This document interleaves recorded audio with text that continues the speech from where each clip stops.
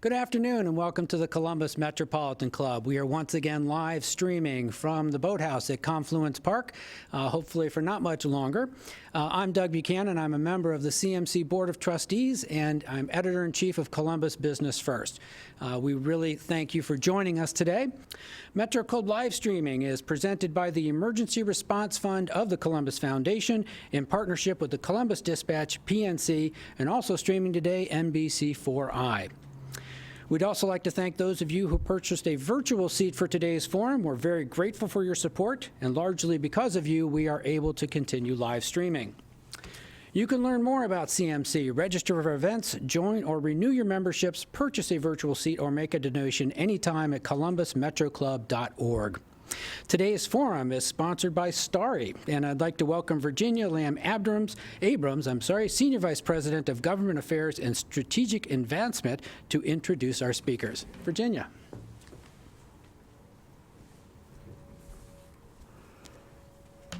Thank you, Doug, and thank you, Columbus Metropolitan Club. Starry is proud to support CMC and its mission to inform and engage the community through these weekly and vital public conversations. Pre-pandemic, the digital divide was an issue that was largely framed as a rural problem. It was pretty clear. If you didn't have broadband access, it was because none existed. What the pandemic has brought into clear focus is the fact that digital gaps are not just a rural issue, but one that also plagues our cities. But the urban digital gap is different. In our cities, it's not an issue of access. It's all about affordability, or more precisely, the lack of it. I'm really excited to introduce today's panel because Starry, the company I work for, will soon be putting down roots in Columbus, bringing a new, affordable, high-quality broadband option to residents across Metro Columbus. We know the cost of not having connectivity is high, especially now. You can't work, you can't learn, and more, you can't do everyday things like pay your bills without a reliable home internet connection. Our mission at Starry is to connect as many people as possible to affordable, high-quality broadband, because we believe if we can do that, our society and our communities will be better off. There's an old saying, a rising tide lifts all boats. Well, in today's modern economy, that tide is internet access. We need to bring broadband choice and competition to all communities to drive affordability, increase service quality, and ultimately close the digital gap in a lasting and permanent way. Today's conversation will focus on the policies and strategies that will make ubiquitous, affordable broadband a reality for everyone across Metro Columbus, because that should be our ambition. There has never been a more important or timely topic to discuss in this setting, and that makes me even more excited to hear the discussion today from our esteemed panel.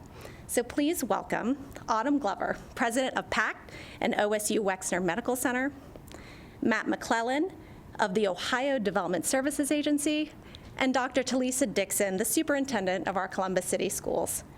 And now to introduce our host and moderator, NBC4's very own Kerry Charles. Kerry, the stage is yours. Thank you so much,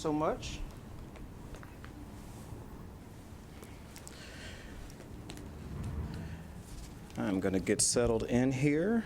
And I have to say, I was with CMC last in September, and I hadn't heard from anyone since. And I was thinking, geez, I must have blew it. But then I got an email, so I'm back. So thanks for having me again to talk about and help lead a conversation about something that's so important in our community. And then within our community, we have so many different communities. And every time I go to an event, I always think about the purpose and how I fit into the conversation. I kind of felt like a pastor this morning because I was rushing around, getting ready. I stayed in the bed for an extra 30 minutes. I call it an extra 30-minute lay. And I had been prepared. I knew the time I needed to be here. I knew that the construction is taking place just west of here, which caused me to be a little late last time. And so I had been prepared. But on my own part, I wasn't ready to get here at 11:30. I got here at 11:37, but that's okay. And I say that because I think about being prepared versus being ready, and I can hear my parents telling me, we prepared you. You have to do the work to get ready. And I think that's what goes into this conversation when we talk about digital divide. And I think about the students first, because so many of them may not be prepared, so they can't be ready. So hope that makes sense. I hope my dad is proud, because he's like, oh, that boy paid attention. So I want to begin with just each of you as we talk about the digital divide. What does that mean to you? And how do you fit into this conversation, you being your organization? Autumn. Thank you, Kerry. And that resonated. So amen, Pastor. So I will say, obviously the digital divide has been studied for decades. And this pandemic really elevated and amplified a lot of inequities. I think our society is discussing many of them, and the digital divide being one. And so I'll say for my organization, PACT, we're a 10-year-old nonprofit focused on one neighborhood. So we get to wake up every day and think about how we make one community better with the community. So I like to say our secret sauce is our expertise is around civic engagement. So last March, as the pandemic started, we were actually working on a partnership with Jewish Family Services to host a series of workforce development events. And the pandemic became very apparently a disruptor to that work. And so we went through a number of scenarios. What if we had a socially distanced workforce event? What if we had a virtual event? And I'll tell you, long story short, we were not able to complete those events, and we were halted dead in our tracks in a way that we hadn't been before. We really know our place, we know our people, we had identified a need and a partner to address it, but we could not make a connection. And I really felt like we were trying to part the Red Sea. We were really trying to get people who were underemployed and unemployed connected to jobs and employers who wanted them, but we couldn't connect to them quite literally. And so we took a pause and we said, how were we so woefully unprepared for this moment, right? What about our organization and our community has left us in this moment that we didn't know how to respond? So, PACT is a part of a national network of community development organizations that are focused on place-based transformations. And so I immediately picked up the phone and called my friends across the country and said, how are you keeping in touch? How are you continuing to serve? Over and over, I think all of us were community-based organizations, both locally and nationally, faced with this problem that we had a population, primarily low-income folks, that we were serving that were used to standing in line. And the notion of getting online was just a barrier they couldn't get across. And so our initiative really launched in this moment of trying to get people connected to workforce, but quickly recognizing that the internet is a platform for life. Excuse me, as Virginia mentioned earlier, people use the internet for school, for work, for telehealth, and even for social benefit. And so we leaned into our network nationally to learn, but then locally, a coalition formed that I hope I'll have an opportunity to talk about here shortly. But I will say our organization leaned into that secret sauce. We needed to go talk to the people and figure out how we could help. And we really start all of our work with how can I help? So definitely looking forward to the discussion and sharing more about that work. Sure thing. Matt? Good afternoon. At the state level, Governor DeWine, Lieutenant Governor Husted, when they came into office, they recognized that broadband was an issue. They set up Broadband Ohio, which is housed at the Development Services Agency where I work.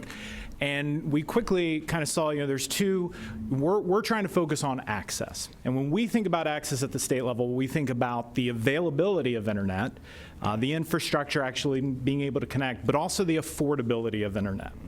And so we're working with our partners in the legislature right now. We've actually announced just over $300 million worth of funding that we want to put towards infrastructure as well as affordability efforts. Those efforts are progressing. Our director was actually talking about that earlier this week. But we also know that it's not just about the affordability or the availability. We also have to think about how we, do those we're trying to reach have the devices or the technology to get connected.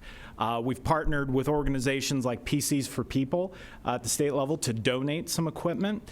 And we're also thinking about it in terms of digital literacy. You know, do people, if they have the devices, if they have the connection, if they can afford it, do they know how to use the technology? We're working with the Library Council to try to develop some of those. And I think central to all of our efforts is really its collaboration. You know, the state doesn't have all the answers. The state can't solve this on our own. But if we partner with other organizations like PACT, with our schools, we can get there. And so we are all about bringing different entities together to educate us, inform us, tell us, you know, where are the challenges and how can the state be a partner in that. Dr. Dixon? Thank you and good afternoon. For us, it was a shock to our system. And I say that because when the governor closed schools, we immediately had to figure out how we were going to continue learning at home. So we immediately started giving 20,000 computers out to our families. So we set up different places throughout the district and told the families to come pick up their devices. But we soon learned that it was people were calling the schools and said, we can't log in, we can't log on. And we were thinking, well, what's happening, right? You know, is it an infrastructure issue? You know, here we're in the largest city, we're in the capital city. We have to have broadband internet. Is that the issue? And then we soon learned that families needed hotspots. So we started partnering with organizations, and to date, we were able to give 4,000 hotspots to families. And then we had families say, well, you know, you only gave us one device. We have multiple kids in our household, so we need more than one device. And then for those families, we saw that they did not have fast internet speed. So that was an issue. So we had to start giving more hotspots to families. So for us, we didn't expect to still be in this learning continuum. So we don't have all of our students back. We do have 24,000 students that are back as of February 1st.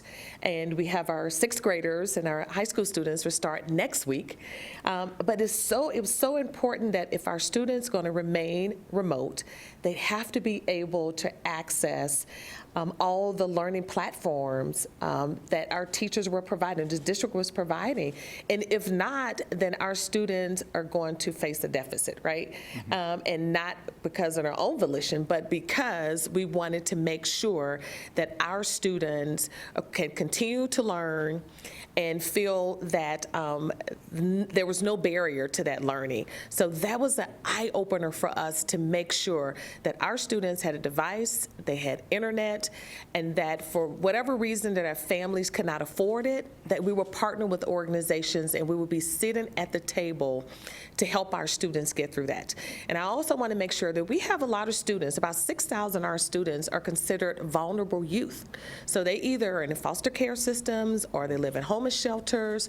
So they have to be able to have the opportunity to continue their learning too. And so this thing of having access and affordability cannot be a barrier for our students. So we have to find a way to work together, to partner with organizations to figure out how we're going to help families. This is one thing that we've learned through this pandemic, that together, you know, it goes back to we cannot focus on Bloom's taxonomy and making sure that kids are necessarily, that they're reading and writing, but it's more important that we focus on Maslow's hierarchy of needs.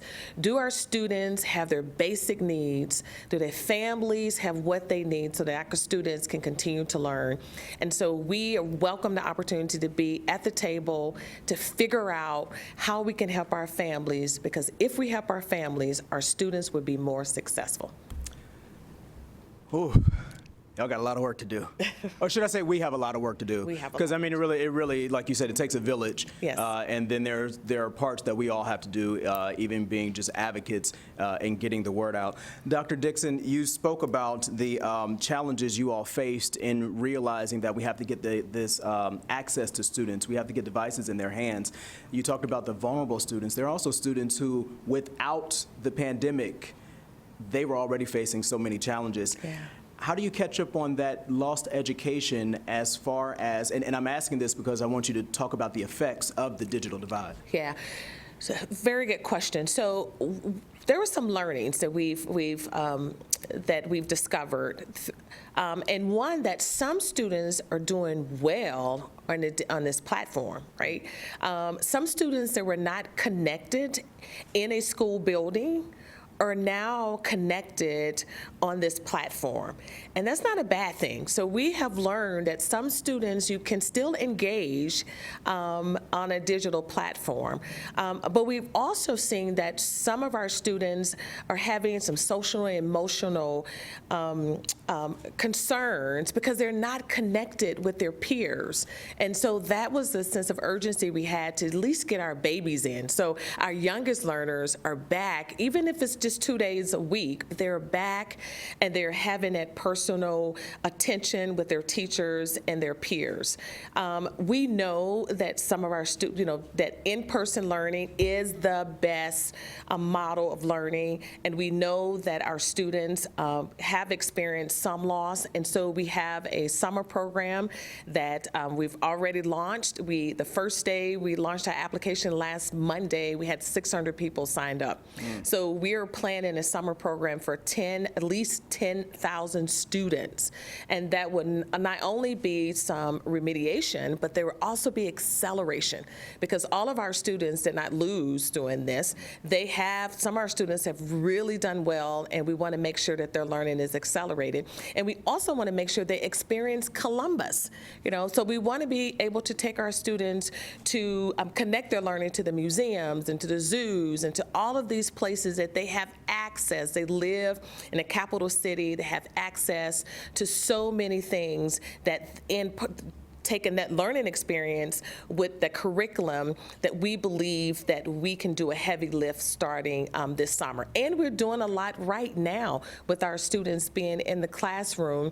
Our teachers have been stating that our students are proving to them that they have been learning while at home. So they have said our students have been working harder once they're in their class, and our parents are saying the kids are working harder at home because they look forward to the 2 days that they're in school with their teachers and their peers. So yes, we have a lot of work to do, but we've learned so much from this time that we're going to accelerate the opportunities for our students using technology as a lever. Wow. I'm thinking about a young Kerry who attended Columbus City Schools, who always got the interim note home, Mr. and Mrs. Charles, Kerry's a great student, he just talks too much.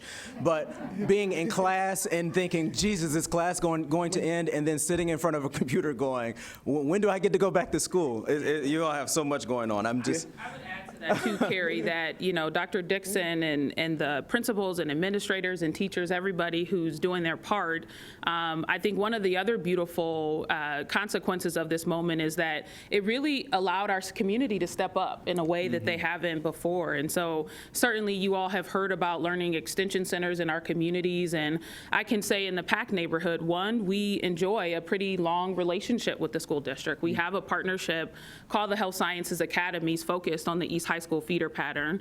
But in this moment, when we were thinking about how we would step up and support as a community, I was pleasantly surprised that we had real estate developers, our churches, and other community leaders saying, how can we help? And so these learning extension centers, I think, are filling a gap in this moment, but my mind is always turning with now our churches, so hopefully none of our pastors are watching this and saying, Autumn's always giving us more assignments, but our churches have built this capacity, and our community places have increased their capacity to serve our youth. And so it's just been very beautiful to watch that it's not all on the district, that many people have stepped up and supported in this way, and it really elevates the role that schools play. That, to her point, it's more than where they go to school, but it's where they have social supports. And, I've talked with young people over the last year, and they miss that security guard who said, hey, knucklehead. And so, you know, we enjoy the moments, the bright spots of this moment. And I think one of the things here in Central Ohio that we all should be really proud about is that everybody stepped up and really, I think, did their part in a major way. Yeah, I think you make a great point on the thread that runs beneath each organization, because I'm thinking about the devices going home to the parents and grandparents who can't find the power button, don't know how to access the internet, and now they are supposed to, you know, help teach these young folks.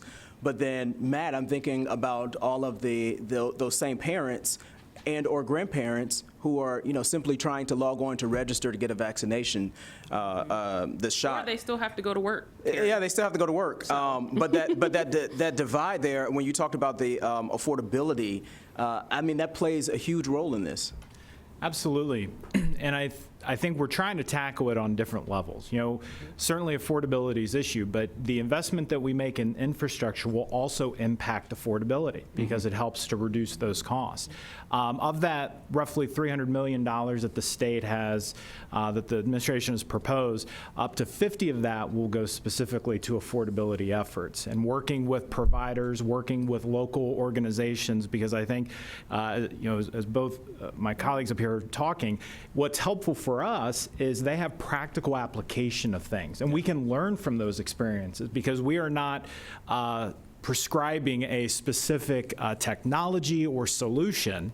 We want to be a partner to help expand that, build it up. You spoke, Kerry, about just the ability to use this technology once they have it and the understanding. And I mentioned earlier, we're partnering with the Ohio Library Council to try to develop some of those digital literacy efforts so we can not only get people connected, make it affordable, but also help them understand how to use the technology. That I think a lot of us that have used it regularly, we take for granted, and it can be a tremendous game changer for folks. Dr. Dixon, I saw you wanted to hop in here. I just want to read something quickly. This is from a news release about partnering organizations launch community coalition to address broadband challenges in Central Ohio. This went out yesterday from the Columbus Metropolitan Library. And there is a point in here, reference from the library CEO. He says, because of the pandemic, there is a deeper understanding of the inequity or lack of access for many, as well as a real momentum for bringing broadband to all residences, similar to the rural electrification program of the 1930s. Yeah. When I heard that, I thought, what? Like, this is that true comparison. Yeah, I agree. And I want to touch on one other point.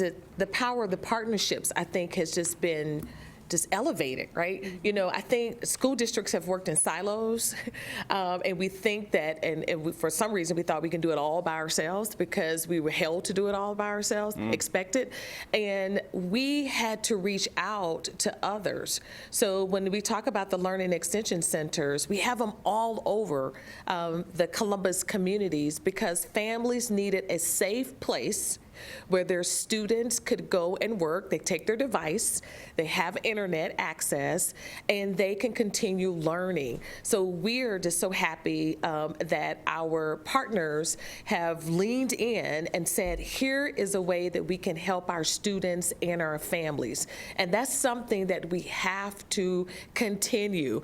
We have to, in this community, say that we have a problem, and we cannot no longer stay in our silos, but we come together to help our students and our families. I have 50,000 students that I want to be productive citizens in this city. They have an opportunity to make an impact on the city, the state, and the world together. Us working together to resolve this problem and others that will come, I think is going to help us tremendously. So when we're thinking about this, just how do we leverage this device here, right? So our teachers now are learning that it's not getting on the chalkboard and writing. You can leverage this technology. Our students are on iPads, computers. They know all of this stuff, right? So they need our teachers to become facilitators of their learning, right?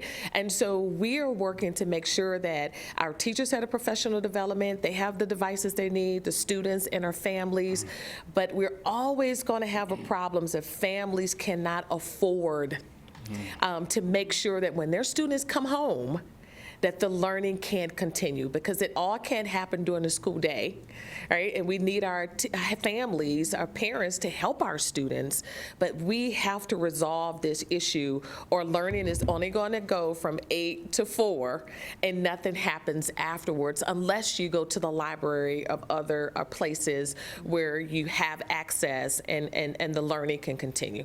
I bet there is something going on where there's the idea of the teacher being the leader, but also in the classroom also having to be the follower and learn from the students for those who aren't connected with the technology. Absolutely. Autumn, talk about the disconnect that you saw when it came to the pandemic and getting people job ready.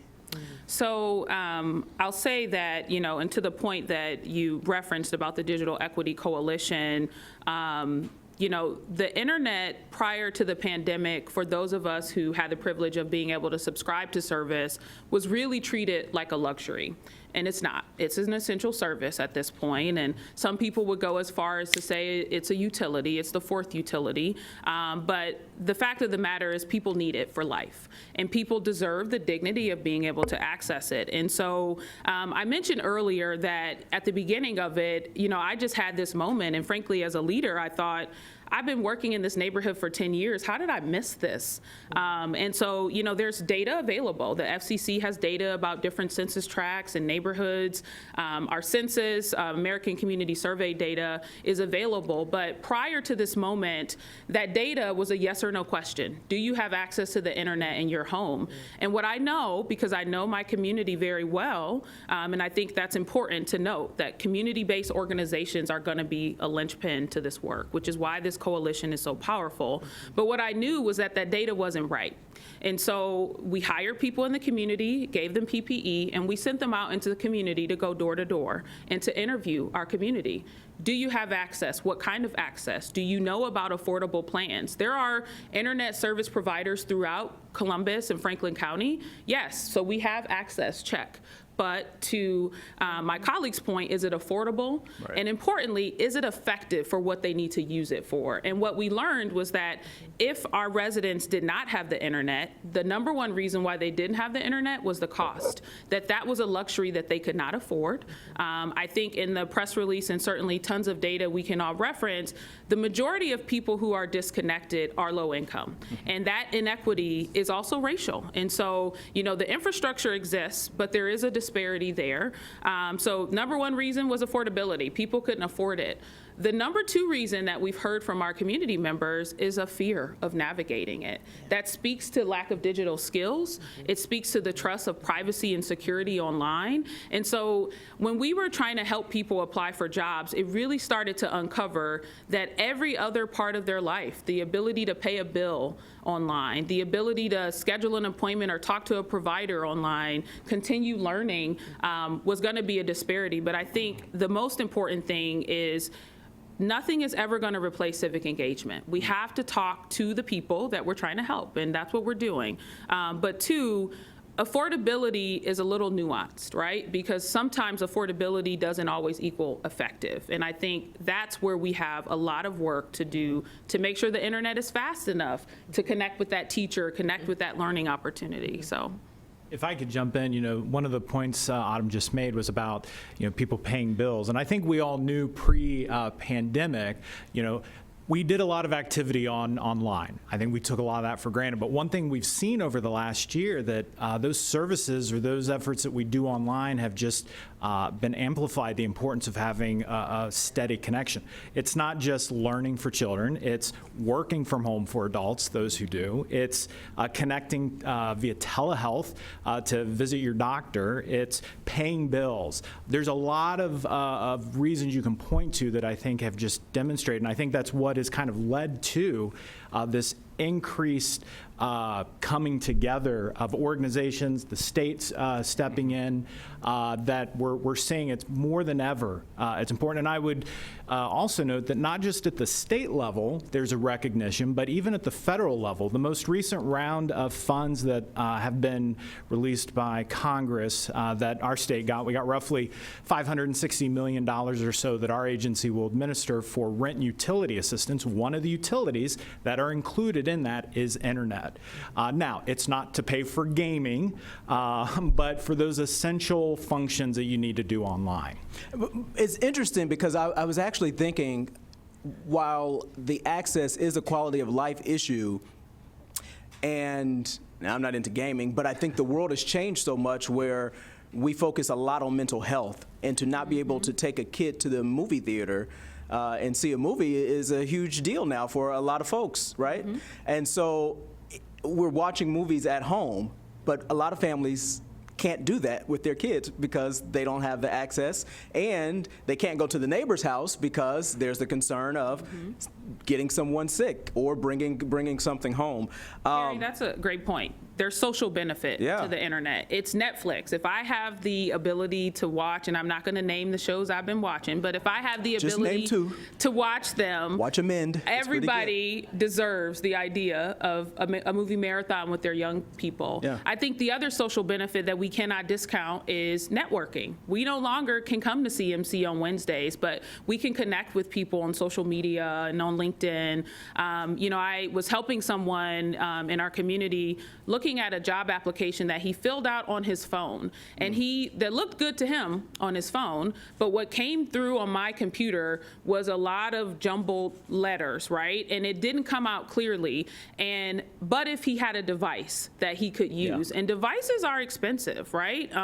We have been fortunate, and I'm sure you're going to ask us about some things that we've done, but we've been fortunate that at the local level, and I am so grateful for the state's investment here, but at the local level, the solutions have been extremely creative, if I don't say so myself. But one of them is we literally in the PACT neighborhood, we're distributing 500 brand new devices. So we have PCs for people, but we also have the opportunity to leverage institutions like Ohio State that have a partnership with large providers. And so I'm able to purchase equipment at cost and give it away to people. And I think that's really important, that we give people the dignity to own a device, right? So it's a blessing all day long to be able to loan equipment for learning. But to your point, we want them to have a device that's theirs so that they can enjoy that as a family as well. I know we're focusing on urban effects, but Matt, what's the comparison when we talk about the outlying area? Because the needs are different. Sure. I mean, we see affordability and availability issues across the state. And different parts of the state require creative solutions. So a good example, the state has put up and utilizing the Marks Towers system. The Marks Towers are essentially, think of giant radio towers that have been primarily used for public safety efforts. But we are now making those available that companies can install devices to broadcast internet in the community, which comes in very handy when you get into those more rural areas where it's much hillier.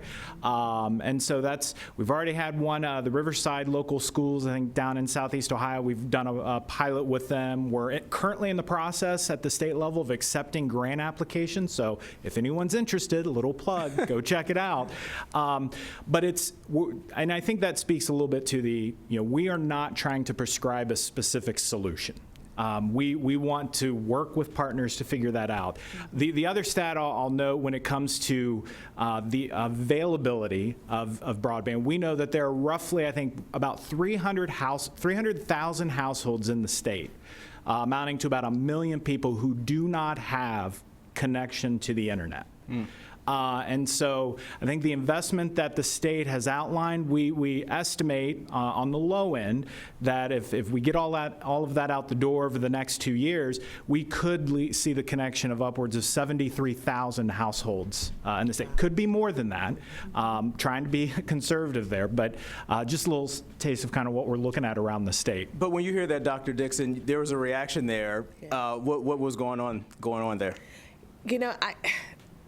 I'm glad, right? I think we have to think about our families and what they need and how we move forward. Our school district would never be the same again, right? We won't go back to chalkboards and chalk dust anymore. We have to utilize technology as our lever for learning. We have about 4,000 students in our digital academy, and those are families that do not want to come back this year, but they're students that are learning online and self-paced.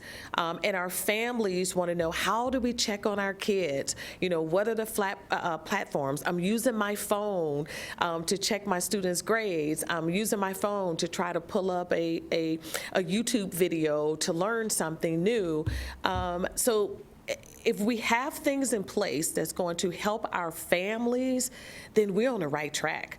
And if we don't do it in isolation, that, you know, it's okay, we're going to do this one time and then we're backing off, that is not the approach either. And I know that's not what my colleagues are saying. I think we are saying that moving forward, we've identified things that our students and our families need, and we are going to take a almost, we're calling it a whole child approach, but a whole community approach to this work to make sure that our families have what they need. And these things, for me, apply to the K-12 space, but they also apply to the workforce, and just communicating, our SEL. You know, I don't like telehealth visits myself, but I know that because of this pandemic, we've had to look at a computer and talk to our doctors, and it's very different. But that's how we're going to move forward. We should not think about going back. We should look at, here's an opportunity for us to be creative and help our students and our families and the people that live in this state leverage technology to be better at what we're doing now. And I think we're on to that, and to be able to get funding for these initiatives and support from other stakeholders. I'm just inspired because our students are going to benefit from our thinking ahead and planning ahead. Our students are going to be in such a better place. We have our audience, you all at home, joining us and sending some questions. I mean, you're probably at work as well while you're eating lunch right now. Hope it's a good lunch, because I'm kind of hungry. And some folks are going to be chiming in. Jane, you're standing by. Do you already have a question for us? Great. So Eric Brown from Columbus City Schools. How will efforts to continue to bridge the digital divide be continued post-pandemic? How will these digital resources be used and remain essential post-pandemic? And I think you addressed that just a little bit, but maybe you expand. Yeah, so the resources that we receive, we are using our resources for curriculum materials. We were able to, thankful to the city. The city used part of their CARES dollars and gave us $7 million that we were able to purchase technology for our students. But I do want to make sure that that our listening audience understands that, you know, school districts can't do this work alone. We are a part of this work, and that we will sit and work with others. But this is a problem that's bigger than the K-12 space. And when we're talking about resources and this digital divide and all of that, that is something that we are a part of, and that we will be at the table and we will be able to say, yes, we need these resources for our students and our families. And that learning doesn't stop when students leave the school grounds. Learning has to continue, and our families have to have the resources and access to those resources in order to help our students. I will add to that, Jane, that the Franklin County Digital Equity Coalition is focused on this being sustained work. So the coalition is really, as you mentioned earlier, really I have to give sincere gratitude both to the city and the county for stepping up and using that CARES Act money. Doug Kryler and the Columbus Foundation also have supported this work with funding, and Pat Lazinski and the 20+ organizations, including the school district, that are a part of the coalition, are focused on affordable, effective options, devices, and digital life skills. This is a part of our community now. And I have to say, you know, I had the privilege of being able to write an article for Columbus CEO Magazine in October, and I said, whose job is it anyway? And now it's our job. It's the coalition's job. And at the community level, again, at the very local level, we're focused on this long term. And so, Mr. Brown, don't worry. We're on it. We're keeping our foot on the gas, and we're going to keep going. All right. And If I may, from the state's perspective, obviously we stood up Broadband Ohio. So this administration, this is not something that's going to be an overnight project. It's going to take a long-term commitment. Clearly, hopefully folks are seeing that. We are dedicated to this and want it to be successful long-term. Good. Matteo Adair asks, why isn't municipal broadband being discussed? The internet is an essential public utility and should be managed as such. I think some of our partners would agree with that. I think others wouldn't. Because I can't see you, I'm not gonna go. I think from my perspective, certainly it's an essential service, but I think it's not regulated as a utility. That's not something I knew last year this time. Most of our federal, for example, funding towards infrastructure had gone to the internet service providers. And I think what we've learned now, and we love our internet service providers. So let me just say, there are many in the market that are providing great service, including to my home. Please don't look at my address and disrupt me, right? But we have internet service providers in the urban core. They're not regulated. The funding is going towards their infrastructure, but that's not centering the households. And so we are now taking an opportunity to shift the discussion to focus on the people, getting them what they need, how they need it, for what they want to use it for. It could be regulated as a utility, but I think the benefit of it not is that it encourages competition. But the reality is that in some of our neighborhoods, which is why I think place-based is going to be a model for us to replicate across our community and go from Franklin County to our contiguous counties and share our learnings across the state, we need to focus in place, because there are some communities that have 3 and 4 providers available to them and some that only have 1. And so we need to really get clear about what that means. And, I don't have a dog in the fight if it's regulated as a utility or not, but I think this conversation encourages diversity of options, and that's what really matters. That's interesting you say that. Please don't look up my address either and come find me. But the building I live, I only have access to 1 service provider. Begins with an A. And I wanted the ability to shop around. But you didn't get the chance to shop around. Yeah, shop around. Yeah. Trip Lazarus asks, what can I, as a concerned citizen without school-age children anymore, do to help? Well, I think right out of the gate, I would remind that there is currently legislation pending in the before the legislature. Our director actually testified on this yesterday, so we're getting closer. It was almost passed in the last General Assembly, didn't quite get it there, but we're optimistic that that's going to be passed very quickly. And that bill in particular has about $200 million in it for broadband. So that would be one way to be active right now. Great. Carol McGuire asks, specifically, what boots-on-the-ground organizations has the state reached out to so that the funding can be maximized? Well, here in Columbus, we are engaging with the Columbus Partnership. We actually provided $100,000 in funding to work with them. So they're standing up a program. I don't think anything's been announced yet in terms of who those, they've been accepting bids, so there should be some good news coming very soon there. We're working with local entities around the state, a lot of activity in the Cleveland area, and East Cleveland in particular. We're working with school districts around the state. We're working with various organizations. We're even working with our internet service providers. As I said earlier, this really is, from our perspective, we want it to be collaborative because we don't have all the answers and we can't fix the problem on our own. I think this addresses a little bit more about that. Bill Lafayette from Regionomics, how do we balance the need for universal internet access against the fact that it's a big profit center for private providers? What's their stance? Maybe the question is, what's their motive to help fix this? Well, from the state perspective, I'll just say, we're not picking the winners. We're not picking the technology. We want to make sure the environment's there, and our main concern is getting families access to internet and affordable internet. It's our businesses. It's our communities. There's lots of ways you can do that. And so we don't believe there's one size fits all, or there's a single idea that outweighs the rest, but we want to work with folks, and we're certainly willing at our agency to have a conversation with whomever. This question gets a little bit more at the legislation. Are there policies that need to be changed or created to enable better access? So the legislation doesn't really dive into a lot on the policy side. It's primarily a vehicle to, one, it'll set up a broadband advisory board. That'll kind of be the entity that helps to distribute the grant funds that we will have. And it also makes a substantial amount of money available.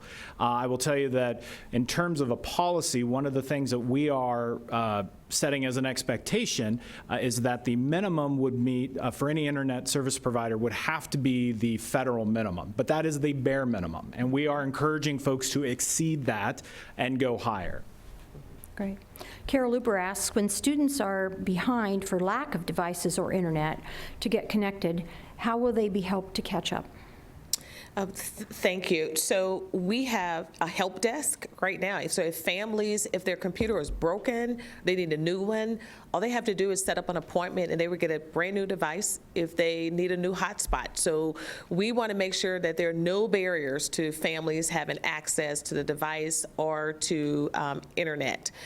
If the student is still having some problems, we're encouraging families to immediately contact the school and have a meeting with their teachers or their guidance counselors to get whatever supports that they need. And then we have opportunities on Wednesdays that students can do just a one-on-one time with their teachers. If they need that, they can, we have that, still have that advisory period for our students and our families.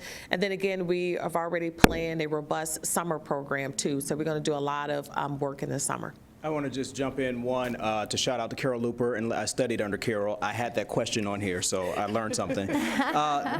Dr. Dixon, what about the differences in the needs when it comes to age groups? You touched on that a little earlier, but it varies from kindergartner. We did a story yesterday where we looked at a middle school where sixth graders are going to their middle school for the first time. The needs vary.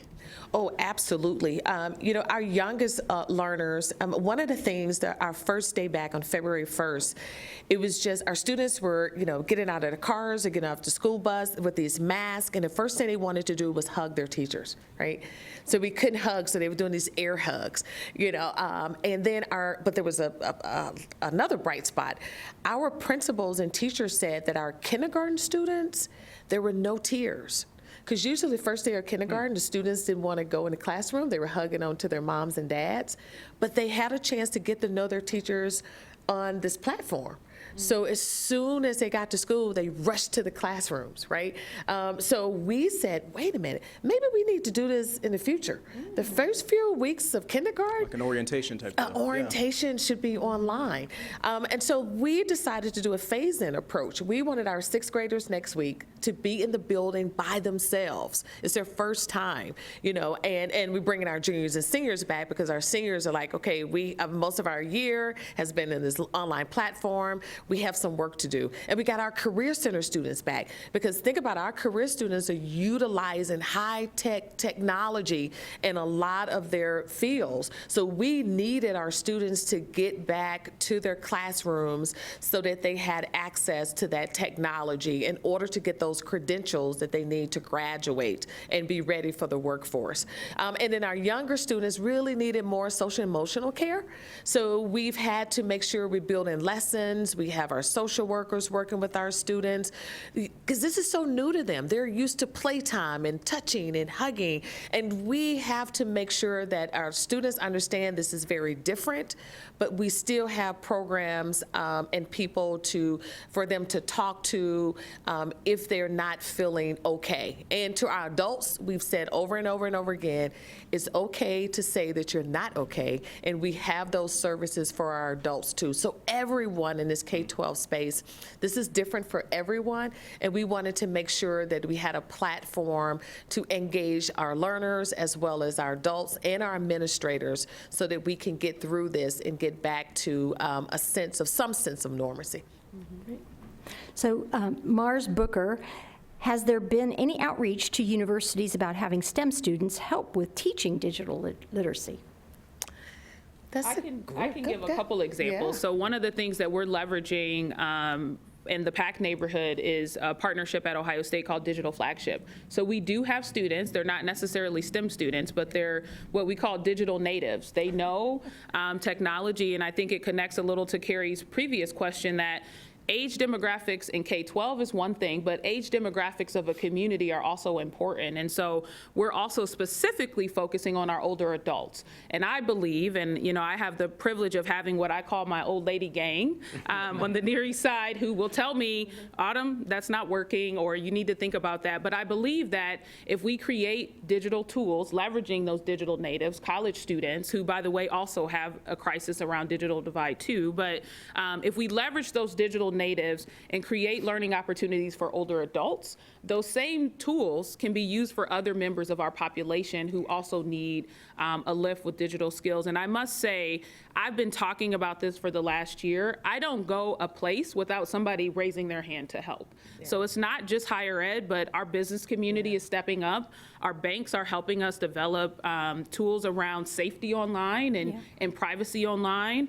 There are corporations that have internally facing upskilling programs that are interested in offering those to the community as well. So to Dr. Dixon's point, it takes all of us, and I think Columbus, unlike many cities that I've talked to across the community, we're well positioned. So when Kerry said earlier, we can do this, we can do this, and shame on us if we don't, because we have everything that we need. Exactly. And it's really about that coordinated effort. So Autumn, are there other organizations like PAC in other neighborhoods in Columbus?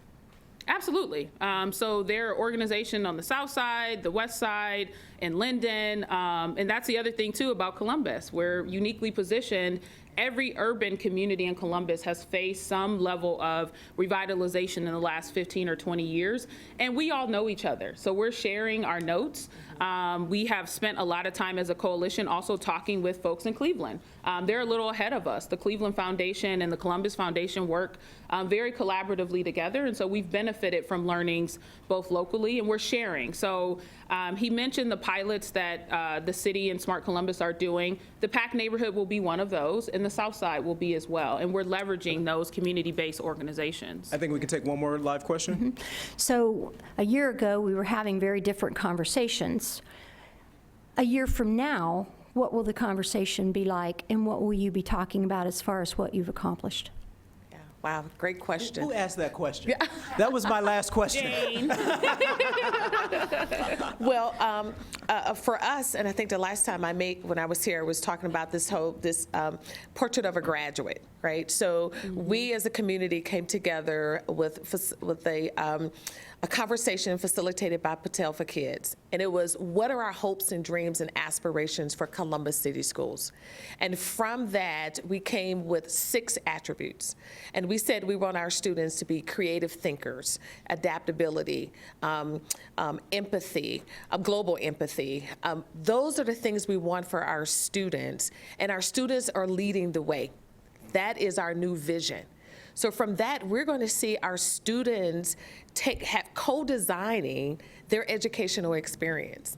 So when we come back in a year, we're going to be able to have our students lead in the conversations, and our students sitting here telling the community what their learning experience has been from this point to next point, and for next year, and talking about what they've learned and what they're doing, how they are being agents for change.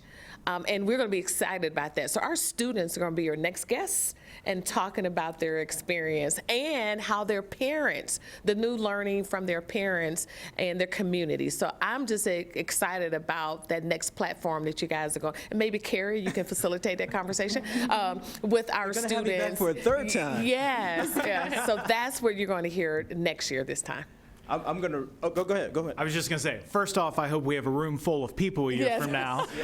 But also, I hope that we have a lot of successes to point to when we're back that show not just the investments that are being made, the strategic investments to address that availability and that affordability, and also a lot of strong partnerships to point to that connect all levels to achieve the goals that we've been talking about today.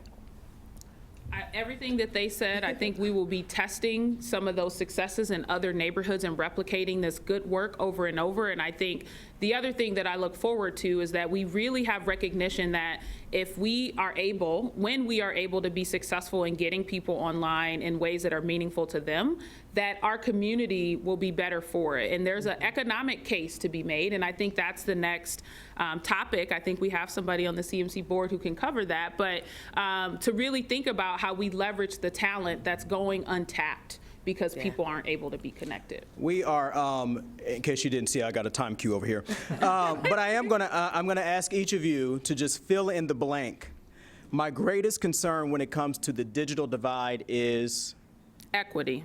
equity, Access. access, Yeah, after the equity. equity. Yeah. Okay. I was gonna ask you to expand, but time is up. Very good conversation, very good, Yeah. very Thank good. you.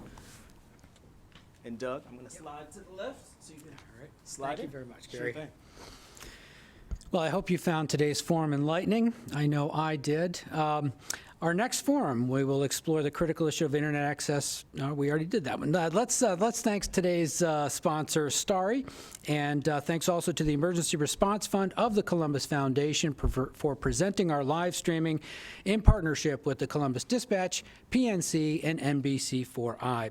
Thanks again to our virtual online seat patrons, and a special appreciation to our speakers. We couldn't have done this without you, Autumn Glover, Dr. Talisa Dixon, Matt McClellan, and Kerry Charles. We hope that you tune in again next week. Until then, be well and be safe. Thank you.